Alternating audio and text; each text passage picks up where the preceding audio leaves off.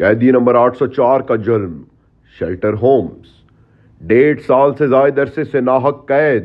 قیدی نمبر 804 پر توشہ خانہ سے لے کر سائفر سے لے کر القادر ٹرسٹ اور القادر ٹرسٹ سے لے کر عدت کیس تک جیسے بیشتر کیسز بنے۔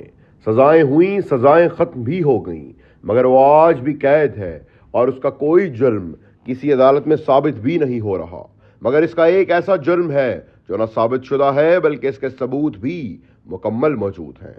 قیدی نمبر 804 نے اقتدار سنبھالنے کے چند ہی ماہ بعد یہ جرم سرزد کیا تھا اور اس کا کھلا اعتراف اپنی ٹویٹ میں خود کیا۔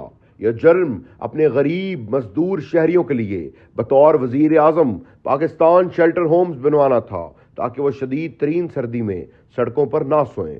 اس جرم میں قیدی نمبر 804 کا دل اور روح اس قدر گھس چکی تھی کہ وہ اکثر سردی کی راتوں میں ان شیلٹر ہومز کے دورے بھی کیا کرتا تھا، دیکھتا تھا کہ شہریوں کو گرم رضائیاں میسر ہیں کہ نہیں، ہیٹر لگے ہوئے ہیں کہ نہیں، اچھا کھانا ملا کہ نہیں۔ اشرافیہ کے وسائل کا اس قدر بے دریغ استعمال، اور وہ بھی غریب مزدور شہریوں پر۔ اس مملکت خداداد میں اگر یہ جرم نہیں تو اور کیا ہے؟ اس جرم کی سزا تو آج قیدی نمبر 804 کو اپنی جیل میں اس شدید ترین سردی میں گرم رضائی سے محروم رکھ کر جیل کی سلاخوں پر سے پلاسٹک شیٹ ہٹا کر دی جا رہی ہیں۔ کیسے جرت کی کہ فٹ پاتھ پہ سونے والوں کے لیے گرم رہائش کا بندوبست کرنے کی۔